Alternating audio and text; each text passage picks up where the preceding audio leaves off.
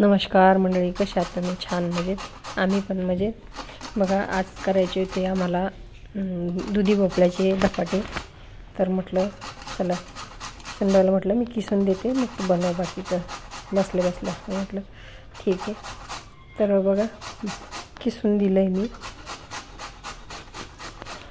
आणि नंतर पुढील तयारी सर्व ती करणार आहे।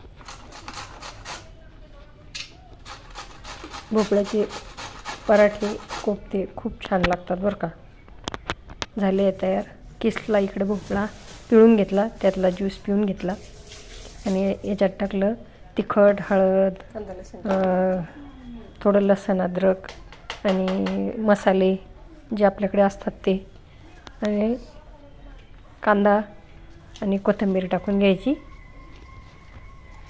छानपैकी, आणि गव्हाचं पीठ टाकून मस्त घट्ट असा गोळा मळून घ्यायचा। खूप छान लागतात हे पराठे खायला।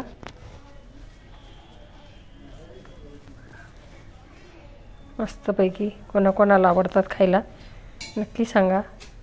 बघा इकडे तयार केले खूप छान असे खरपूस भाजले पराठे, आणि सोबत बनवायची आहे टोमॅटोची चटणी। कांदा लसूण टाकला, जिरं मोहरी टाकली आणि स्वच्छ धुवून टोमॅटो कापून घेतले। आता टाकूया याच्यात हळद, लाल तिखट चवीनुसार, थोडंसं रंगासाठी थोडासा गरम मसाला, धने जिरे पावडर,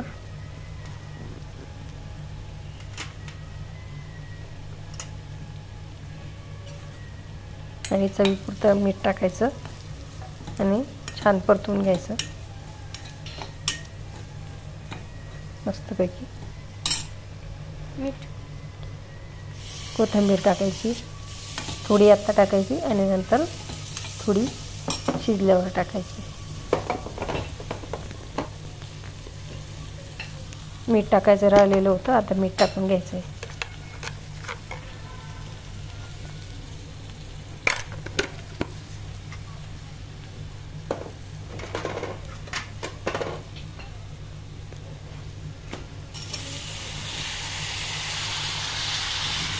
कापलेले टोमॅटो टाकून घ्यायचे आणि छान त्याला परतू द्यायचं, मऊ मऊ होऊ द्यायचे, शिजवून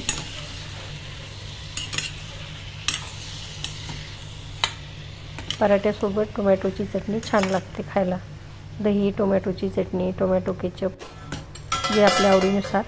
आता झाकण ठेवून थोडा वेळ परतू देऊया।